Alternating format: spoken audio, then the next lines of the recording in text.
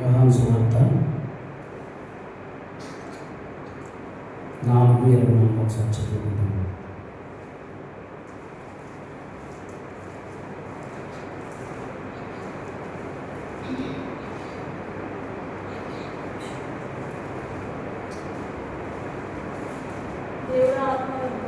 దేవుడు ఆత్మ కనుక ఆయన ఆరాధించేవారు ఆత్మతోనూ సత్యంతోనూ ఆరాధించవలను. ప్రార్థన చేసుకున్నాము. మహాగణుడు మహాపరుషుడు మా ప్రియ పరలోక తండ్రి, మీ ఘనమైన శ్రేష్టమైన నామం మనం చెల్లించుకుంటున్నాం. దయగల తండ్రి, మరి రాత్రికాల సమయంలో నన్నైనా నన్ను యొక్క జెరూసలేం మందిరంలో నిలబెట్టి వాడుకున్నటువంటి దాన్ని బట్టి మనం చెల్లించుకుంటున్నాను. దయగల తండ్రి, ఇక్కడ నేను మాట్లాడుతుండగా మరి నేను నా భక్తికి మించిన శక్తికి మించి లేదు ఇక్కడ మాట్లాడకుండా సహాయం దయచేయండి. నేను కలిగేసేవి గ్రహించగలిగిన మనసు దయచేయండి. మరి ఆరాధన ప్రమాదంలో మీ కృప కనికర దయచేయండి. మా ప్రభు రక్షకుడ వేసిన వేడుకున్నాం తండ్రి, ఆమేన్. ఎలా ప్రభుని మనం ఆరాధించాలి అనేటటువంటి విషయాన్ని మనం చూద్దాం. ఇక్కడ దేవుడు ఆత్మ కనుక ఆయన ఆరాధించేవారు ఆత్మతోనూ సత్యంతోనూ ప్రభుని ఆరాధించాలి. ఎందుకు ప్రభుని ఆరాధించాలి? యేసు ప్రభు వారు ఈ లోకానికి ఎందుకు వచ్చారు? అసలు ఈ లోకానికి రావడానికి గల కారణం ఏంటో ఈరోజు మనం బైబిల్లోంచి కొన్ని వచనాలను చూద్దాం. ఇక్కడ మత్తయి సువార్త 5:17 మాట ఉంటుంది చూడండి ఒకసారి. మత్తయి సువార్త 5:17 ఒక మాట ఉంటుంది. ధర్మశాస్త్రమునైనను ప్రవక్తల వచనమునైనను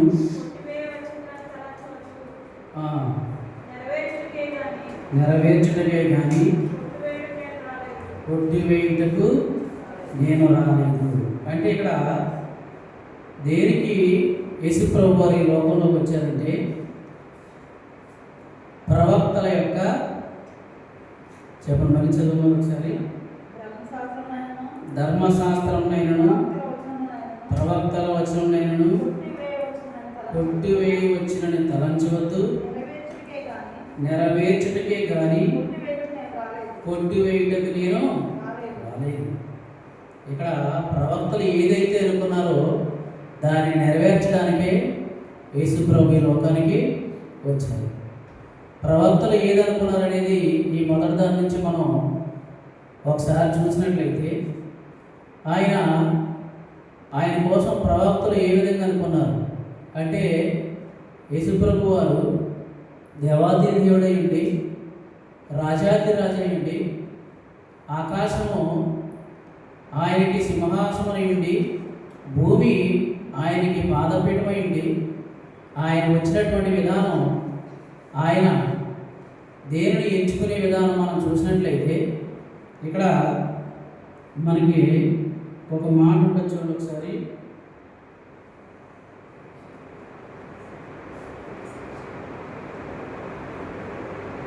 మార్కు సువార్త 11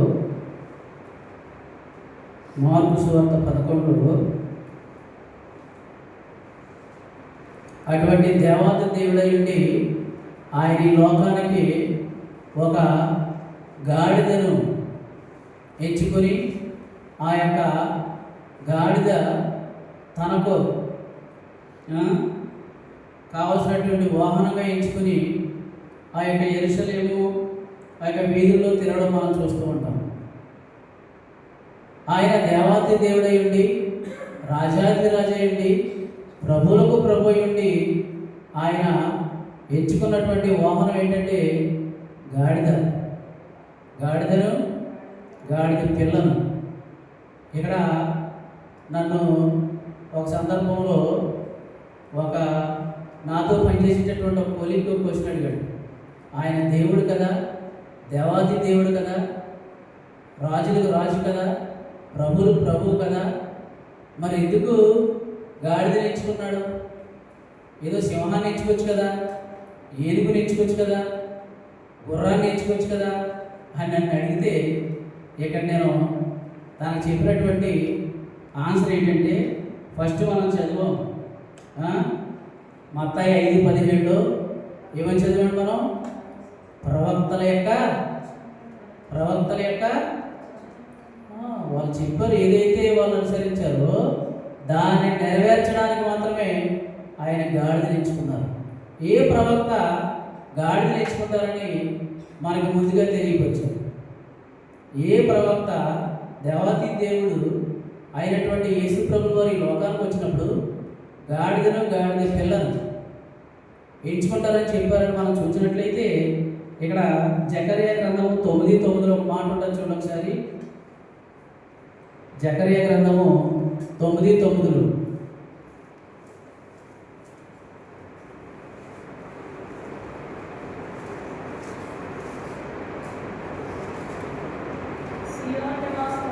సియోను నివాసులారా, యెరూషలేము నివాసులారా, నీ రాజు నీతిపరుడును రక్షణ గలవాడును దీనుడనై గాడిద పిల్లను ఎక్కి మీ యొద్దకు వచ్చినని జకర్యా పలికాడు అన్నమాట. ఫస్ట్ పూట చూడండి, జకర్యా ప్రవక్త ముందుగానే మనం తెలియపరిచాడు. సియోను నివాసులారా, మీ రాజు ఎటువంటి వాడు? నీతిపరుడు, రక్షణ గలవాడు, దీనుడైనటువంటి వాడు.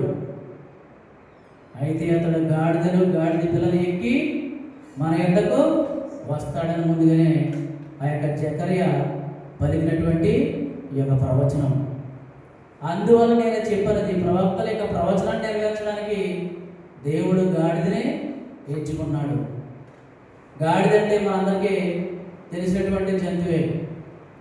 అది బహు గొప్పగా ఎంచబడినటువంటి జంతువు కాదు, తృణీకరించబడినటువంటి జంతువు, ఎందుకు పనికిరానటువంటి జంతువు, దాన్ని ఎవరో లెక్క చేయనటువంటి జంతువు. అటువంటి జంతువుని యేసుప్రభు వారు ఎంచుకున్నారు. ఈరోజు మీరు మనము అందరం కూడా గాడిద లాంటి స్వభావం మనమే. గాడిద లాంటి స్వభావం ఉంది. గాడిద లాంటి వాళ్ళు మనం. మరి నిన్ను మమ్మల్ని కూడా ఎంచుకోవడానికి యేసుప్రభు వారు చూస్తున్నారు. మరి ఇంకా ముందుకు మనం చూసినట్లయితే గాడిదకి కట్టబడి ఉన్నప్పుడు దానికి అంత విలువ లేదు. గాడిదని ఎప్పుడైతే తన కట్లు ఇంపుకొచ్చారో దానికి బహు విలువ వచ్చింది. గాడిద కట్టబడి ఉన్నప్పుడు అది ఎలా ఉండేదంటే, పాత బట్టలు మోసేది, చిరిగిపోయినటువంటి మాసిపోయినటువంటి బట్టలన్నీ మోసేది. యేసుప్రభు వారికి ఇంటికి రమ్మన్నప్పుడు దేవాతి దేవుడు దాన్ని వాడుకున్నప్పుడు అది నూతన వస్త్రాలు దాని మీద పరిచినట్లు చూస్తాం. దానికి దారిలోనే ఏమేశారండి? దానికి చక్కగా దానికి ముందుకు దాన్ని చేజేలు పెరుగుతూ ఆ ప్రభువుని బట్టి దానికి ఘనత వచ్చింది.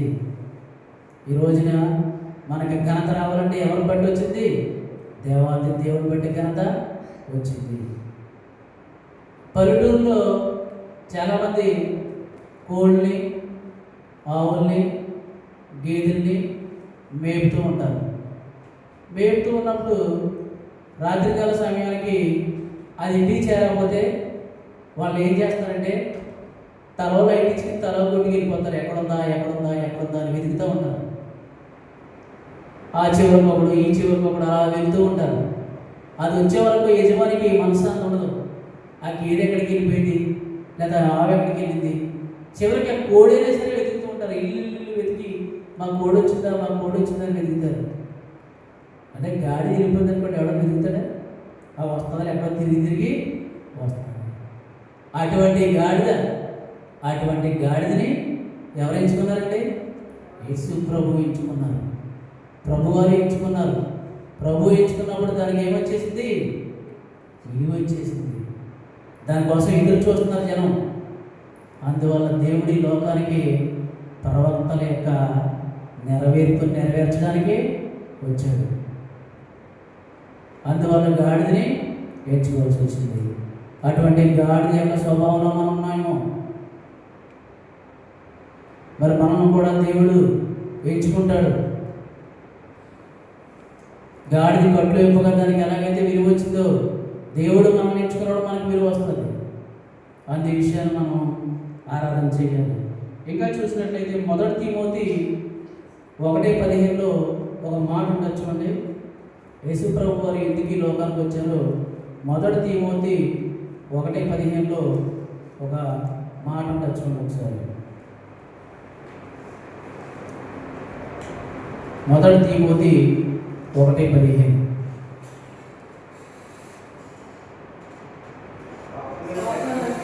పాపులను రక్షించడానికి క్రీస్తు యేసు లోకంలోనికి వచ్చెను. చూడండి, ఇక్కడ మనం ఈ రోజుని నశించిపోయి లోకంలో అనేక విధాలుగా భ్రష్టులమైపోయి పాపాత్ముల యొక్క విధానంలో పాపపు అడుగుచాడల్లో నడుచుకుంటూ మన జీవితం ఏమైపోయిందో, మనల్ని రక్షించుకోవడానికి యేసు ప్రభు వారి లోకానికి వచ్చారు. వచ్చి తన యొక్క రక్తాన్ని, తన యొక్క ప్రాణాన్ని మనకు క్రయధనంగా అర్పించి మనల్ని రక్షించుకున్నాడు. పాపులను రక్షించడానికి ఈ లోకానికైనా వచ్చారు. ఇంకా చూస్తే 19:10 కూడా ఒక మాట ఉండొచ్చు. అంటే లోక 19:10 యేసు ప్రభు వారి లోకానికి ఎందుకు వచ్చారు అనేది మనం ఒకసారి చూద్దాం. నశించిన దానిని వెదకి రక్షించడానికి మనుష్య కుమారుడి లోకానికి వచ్చెను. దేవుని స్వరూపం ఉన్నటువంటి దేవాతి దేవుని స్వరూపం ఉన్నటువంటి యేసుక్రీస్తు వారు మన స్వరూపం ధరించుకొని నశించిపోవడం, నువ్వు మీరు మనందరూ కూడా నశించిపోవడం ఇష్టం లేక మనల్ని వెదక మరీ రక్షించడానికి లోకానికి వచ్చాడని చెప్పేసి ఇక్కడ మనం చూస్తున్నాం. ఎంత ఆశ్చర్యకరమైనటువంటి మాట అండి. ఈ రోజుల్లో మనం నశించిపోతామంటే మన సొంత రక్త సంబంధికులే మనల్ని ఎవరు కూడా సరైన దారిలోకి తీసుకురాలేదు. మనం కడుపుకుంటున్నటువంటి మన బిడ్డలు కానీ, మనకు అన్నటువంటి మన తల్లిదండ్రులు కానీ 1 లేదా 2 సార్లు చెప్తారు, అంతకన్నా అయితే 5-6 సార్లు చెప్తారు. చివరికి ఏం చేస్తారంటే, వాడి విధానం కుదిరింకాడు కర్మ, మనం ఏం చేయలేము అని చెప్పేసి మరలా మనం చెప్పరు. కానీ ప్రభువారు ఇక్కడ నశించిపోయిన దాన్ని వెదకి రక్షించడానికి మనుష్య కుమారుడు ఈ లోకానికి వచ్చాడు. అంటే మనలాంటి శరీరం ధరించుకొని మనలాగా ఆయన ఈ లోకానికి వచ్చాడని చెప్పేసి మనం చూస్తాం. ఇంకోటి యోహాను సువార్త 10:10 కూడా ఒక మాట ఉండొచ్చు. చూడండి, యోహాను సువార్త 10:10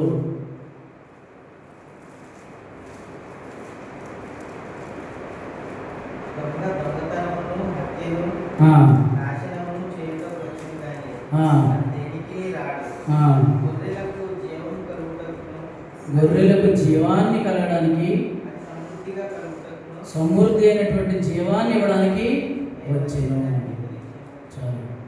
దొంగ ఎందుకు వస్తాడంటే దొంగతనం చేయడానికి వస్తాడు, మనకి నష్టం చేకూర్చడానికి వస్తాడు. కానీ యేసు ప్రభు ఇక్కడ ఎందుకు వచ్చాడంటే మనకి జీవాన్ని కలగజేయడానికి వచ్చాడనమాట. చీకటిలో ఉన్నటువంటి మనకి బ్రతుకులోనికి వెలుగులోనికి తీసుకురావడానికి ఆ దేవాది దేవుడి లోకంలోనికి వచ్చాడు. మన జీవితాలు ఎలా ఉండిపోతున్నో ఆ దేవాది దేవుడు రానేయడల మనం ఏ యొక్క పరిస్థితిలో ఉండేదేమో.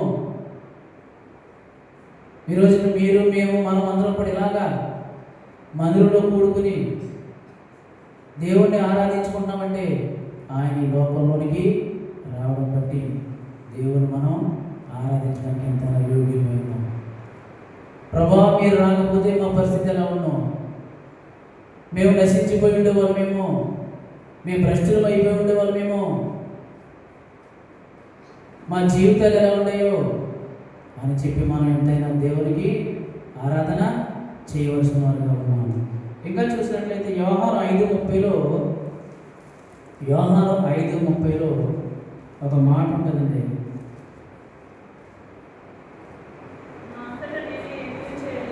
నా ఎంతట నేను ఏమీ చేయలేను,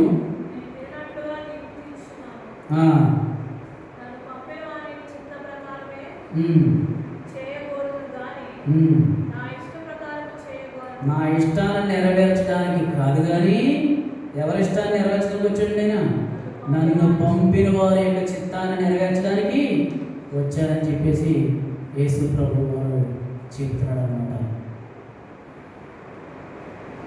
దేవాది దేవుడు మన యొక్క పాపాల నిమిత్తం తన కుమారుని ఇక్కడ బలిగా పెంచడానికి వెళ్ళమన్నప్పుడు సింహాసనం మీద కూర్చున్నటువంటి వ్యక్తి ఆ యొక్క తండ్రి యొక్క చిత్తాన్ని నెరవేర్చడానికి ఈ లోకంలోనికి వచ్చాడు. ఈ లోకంలోనికి వచ్చాడు. మనం కూడా పిల్లలు కలిగి ఉన్నాం. మన పిల్లలు మన మాట వింటున్నారా? వినట్లేదు. మరి ఎందుకు వెళ్ళకపోవాలి? మనలో ఉండేటటువంటి విధానం ఏంటంటే దేవునికి మనకు ఆ పాపము అడ్డు రావడం వల్ల మన పిల్లలు మన మాట వినలేకపోతున్నారు. తరచుగా ఒక మాట నేను వింటూ ఉండేవాడిని, నా పిల్లవాడు నా మాట వినాలంటే నా భయం కాదు, కానీ దేవుని యొక్క భయం ఉంటే నా మాట వింటాడు అని ఒక ఫాదర్ చెప్తూ ఉండేవాడు. ఒకవేళ నా మాటే విన్నాడంటే ఆడు ఈ లోకంలో నాకు జడుస్తూ ఉంటాడు. నా ఎదురుగుండానే వాడు ఏం చేస్తాడంటే నటిస్తూ ఉంటాడు. దేవుని యొక్క మాట చెప్పిన దేవుని మాటతో దేవునికి భయపడుతూ ఉంటే అది రియల్గా నా మాట వింటున్నట్టు అని చెప్పేసి ఒక తండ్రి పదే అనడం నేను వింటూ ఉండేవాడిని. అది నిజం. దేవాతి దేవుని మాట ఎవరు విన్నారండి? ఇక్కడ యేసు ప్రభు వారు విన్నారు కాబట్టి మనలాంటి స్వభావం ధరించుకుని ఈ లోకంలోనికి వచ్చి తన ప్రాణాన్ని కూడా బలిగా అర్పించాడు. అది మనందరి కోసం తన ప్రాణాన్ని బలిగా అర్పించాడు. ఈ విధంగా దేవాదేవుడి యొక్క మాట విని యేసు ప్రభు వారి లోకంలోకి రావడానికి ఇంకొక కారణం 1 యోహాను 3:8లో కూడా ఒక మాట ఉంటుంది చూడండి. 1 యోహాను 3:8లో ఒక మాట ఉంటుంది.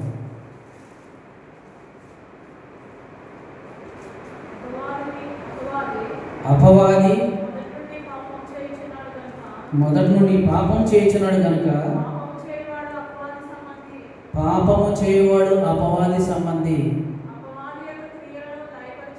అపవాది క్రియలు లయపరచడానికి దేవుని కుమారుడు ప్రత్యక్షమైను. అది మనం ఎవరి సంబంధం అంటే అపవాది యొక్క సంబంధం.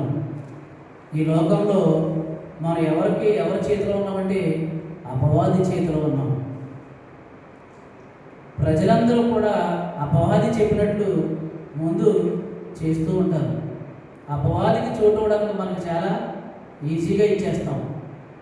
దేవుని కుమారుడైనటువంటి మనం కూడా అపవాది సంబంధాలుగా ఉన్నాం. అందువల్ల అపవాది యొక్క క్రియలను లయం చేయడానికి ఈ లోకానికి యేసు ప్రభు వారు వచ్చారు. ఎందుకంటే మనం అపవాదితో మనం కలిసినట్లయితే ఆయన దుఃఖిస్తాడు. నా ప్రియ కుమారుడైనటువంటి ఈయన, నా ప్రియ కుమార్తె అయినటువంటి ఈమె అపవాదికి చోటిస్తుంది కాబట్టి అక్కడ అపవాదిని అంతం చేయడానికి యేసు ప్రభు వారి లోకానికి వచ్చినట్టు మనం చూస్తాం.